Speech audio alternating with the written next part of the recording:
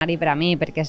com a alcaldessa de València i també com a portadora per segona vegada, és molt especial vindre avui i poder obrir el Saló de Cristal perquè tots els valencians puguem passar durant tot el dia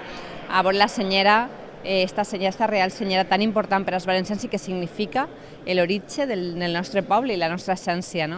I a partir d'ahir esperar que demà sigui un dia meravellós, que isca un bon dia, que la gent el disfrute molt. Jo anime molt a que la gent isca al carrer, que disfrute de la seva ciutat, de la seva valenciania, que isquen els seus fills, els seus xiquets, perquè això s'aprèn des de menut i jo ho he fet sempre des de menuda amb els meus pares i crec que el moment de la baixada de la Real Senyera, la processó cívica, l'homenatge a Jaume I en el parterre, tot forma part de la nostra història, i si vas explicant-li el més menut per què cada cosa, té el seu sentit.